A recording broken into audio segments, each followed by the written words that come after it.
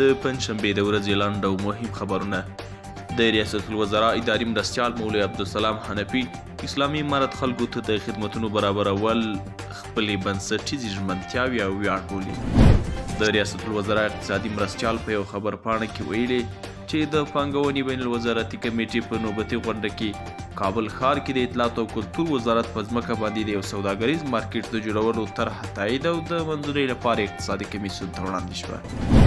د ناروې شاردا فیر فالکلومان بکر د ریاست الوزرا له سیاسي مرستیال مولوي عبدالکبیر سره په لیدنه کې ویلي چې هیواد یې له افغانستان سره د طبي پیښو په برخه کې 3.9 میلیونه ډالر او افغانستان ته له راستنه شویو کډوالو سره 7 میلیونه ډالر مرسته ځانګړې کړې ده. د ریاست الوزرا سیاسي مرستیال مولوي عبدالکبیر د اترا ادارې له رئیس سره په لیدنه کې ویلي چې د مخابراتو شبکې د بیو کمولو او د دې شبکې ترمنځ سالم رقابت ته د ځانګړې پاملرنه وشي.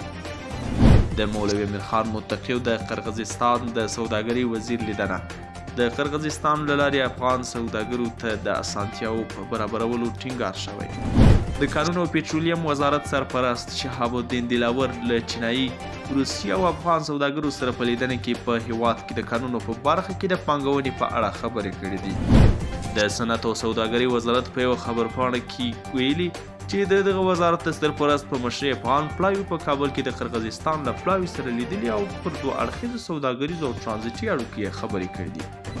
د لوګر ولایت د کلي او بیا رغونو او پراختیا ریاست مسؤلین وایي چې په دغه ولایت کې د اوبو رسولو 6 شبکو په جوړېدو سره 900 کورنیو ته د څښاک اوبه برابرې شوي دي.